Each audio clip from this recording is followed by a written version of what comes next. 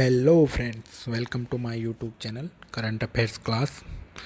आज हम पढ़ेंगे 23 जुलाई 2021 के करंट अफेयर्स के बारे में। तो पहला क्वेश्चन है, केंद्रीय कैबिनेट ने कहाँ पर केंद्रीय विश्वविद्यालय को मंजूरी दी है? तो इसका आंसर है लद्दाख। लद्दाख भारत का सबसे बड़ा केंद्र शासित प्रदेश है और इसकी राजधानी लेह है। भारत की संसद ने जम्मू और कश्मीर पुनर्गठन अधिनियम 2019 पारित किया, जिसके द्वारा 31 अक्टूबर 2019 को लद्दाख को केंद्र शासित प्रदेश बनाया गया। यह भारत में सबसे कम आबादी वाला केंद्र शासित प्रदेश भी है। इस यूनिवर्सिटी का काम 4 साल में पूरा हो जाएगा और इस यूनिवर्सिटी के गठन की सुविधा के लिए केंद्रीय विश्वविद्यालय अधिनियम 2009 में संशोधन के लिए विधेयक पेश किया जाएगा और इसकी स्थापना से क्षेत्र में उच्च शिक्षा के प्रसार में मदद मिलेगी और इस यूनिवर्सिटी का अधिकार क्षेत्र कारगिल और लेह सहित लद्दाख के पूरे क्षेत्र को कवर करेगा। अगला क्वेश्चन है, किस राज्य ने विश्वविद्यालय में प्रवेश में ट्रांसजेंडरों के लिए आयु सीमा हटाई है? तो इसका आंसर है केरला। केरला राज्य ने विश्वविद्यालय में प्रवेश में ट्रांसजेंडरों के लिए आयु सीमा हटाई है। केरल के बारे में हम जान लें। केरल के सीएम पिनरई विजयन हैं और यहाँ के गवर्नर आरिफ मोहम्मद खान हैं। केरल हाल ही में इसलिए भी चर्चा में रहा क्योंकि यहाँ की सरकार ने पिंक प्रोटेक्शन प्रोजेक्ट शुरू किया, जो कि महिलाओं की सुरक्षा के लिए शुरू किया।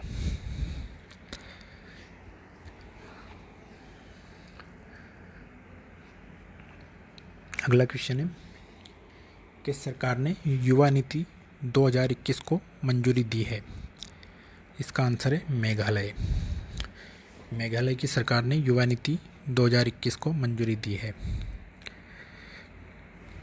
इस नीति का उद्देश्य राज्य के युवाओं के लिए अपनी पूरी क्षमता हासिल करने और राज्य के कुशल, जिम्मेदार, रचनात्मक और अधिकार प्राप्त सदस्य बनने के लिए एक क्षेत्र बनाना है।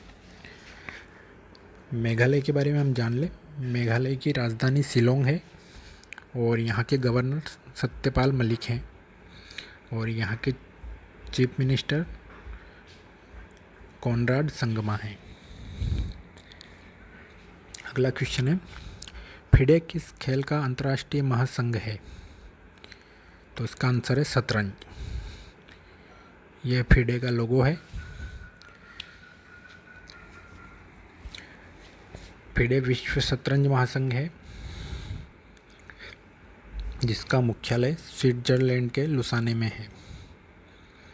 इसकी स्थापना 20 जुलाई 1924 को हुई थी और इसके 195 सदस्य देश हैं।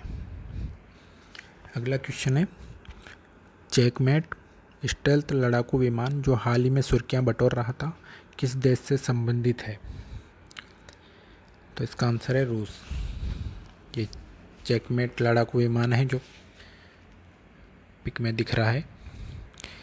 इस लड़ाकू विमान में 1500 किलोमीटर की कॉम्बैट रेंज और 7 टन हथियार उठाने।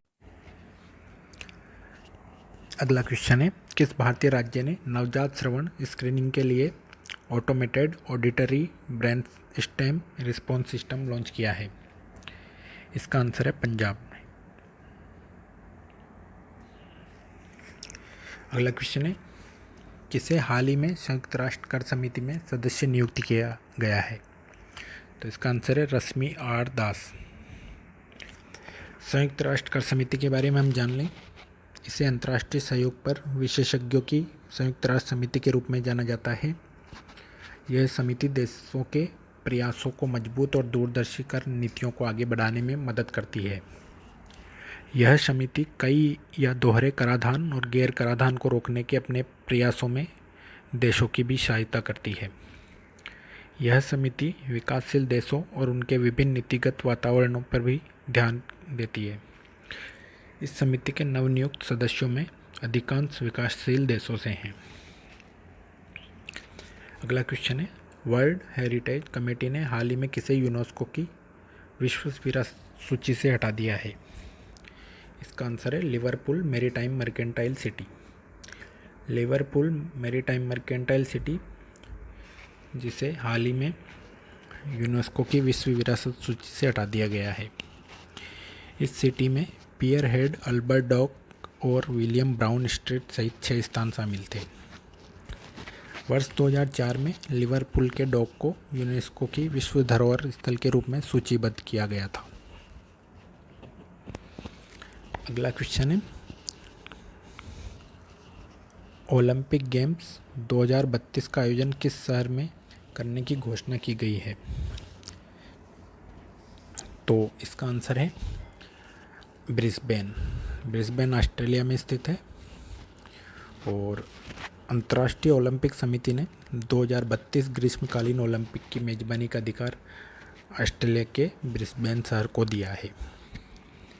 इस टोक्यो ओलंपिक के बाद, मतलब जो आज 23 जुलाई 2021 से टोक्यो में शुरू हो रहा है, उसके बाद वर्ष 2024 में ओलंपिक गेम्स पेरिस में है और 2028 में लॉस एंजल्स में खेले जाएंगे।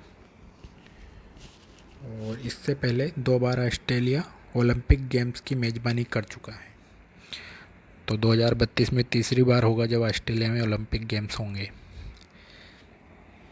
अगला क्वेश्चन है, 23 जुलाई को पूरे भारत में कौन सा दिवस मनाया जाता है? तो इसका आंसर है राष्ट्रीय प्रसारण दिवस। 23 जुलाई को पूरे भारत में यह दिवस मनाया जाता है। यह दिवस रेडियो प्रसारण शुरू होने के उपलक्ष्य में मनाया जाता है। आज के दिन वर्ष 1927 में इंडियन प्रसारण कंपनी ने बम्बई स्टेशन से रेडियो प्रसारण शुरू किया था। वर्तमान में देश में रेडियो प्रसारण को 87 साल से भी अधिक हो चुके हैं। अगला क्वेश्चन है, हाल ही में किसने man portable anti tank guided missile का सफल परीक्षण किया है? तो इसका आंसर है DRDO। DRDO की full form defence research development organisation. इसकी स्थापना 1 जनवरी 1988 को हुई थी और इसका मुख्यालय न्यू दिल्ली में है और इसके हेड सतीश रेड्डी हैं। इस मिशन को लॉन्च करने के लिए DRDO ने थर्मल साइट के साथ एकीकृत एक मानव पोर्टेबल लॉन्चर का उपयोग किया था। अगला क्वेश्चन है, राष्ट्रपति जोवेनेल मोइस की हत्या के बाद एरियल हेनरी को हाल ही में किस देश का नया प्रधानमंत्री नियुक्त किया गया है? तो इसका आंसर है हैती। हैती की कैपिटल पोर्ट ऑफ प्रिंस है और यहाँ की करेंसी हैतियन गोल्डे है। जैसा कि हम जानते हैं, 7 जुलाई 2021 को हैती के राष्ट्रपति जोवेनेल मोइस की हत्या कर दी गई थी। इनके घर में रात में हत्यारे घुसे और इनकी हत्या कर दी गई।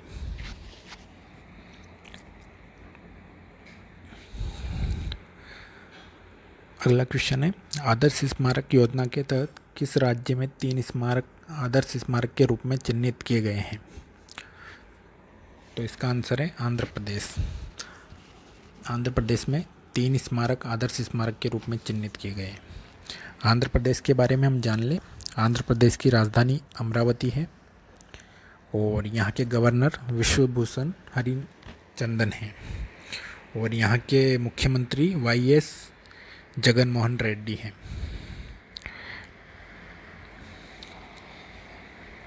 अगला क्वेश्चन है, 22 जुलाई 2021 को किस राज्य ने कोरोना से अनाथ हुए बच्चों के लिए CM बाल सेवा योजना का शुभारंभ किया? तो इसका आंसर है उत्तर प्रदेश। उत्तर प्रदेश की राज्य सरकार ने कोरोना से अनाथ हुए बच्चों के लिए CM बाल सेवा योजना का शुभारंभ किया। CM बाल सेवा योजना के बारे में हम जान लें।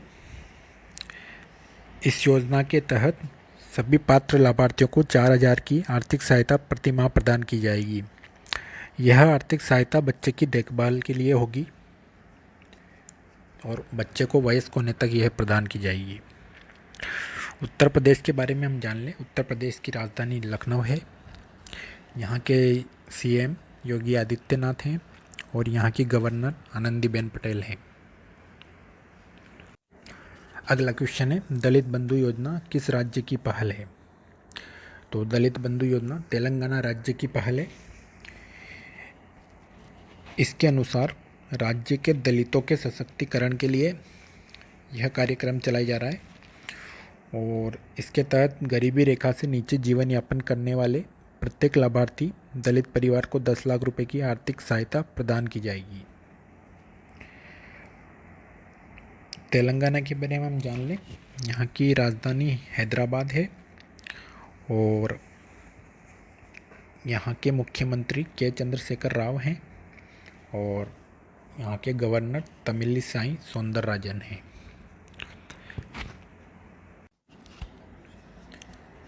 अगला क्वेश्चन है, हाल ही में पाई सन्निकट दिवस कब मनाया गया है? तो इसका आंसर है 22 जुलाई को, जो कि पाई की वैल्यू को दर्शाता है। पाई की वैल्यू 22/7 होती है, अर्थात 7वें महीने की 22 तारीख यानी कि 22 जुलाई।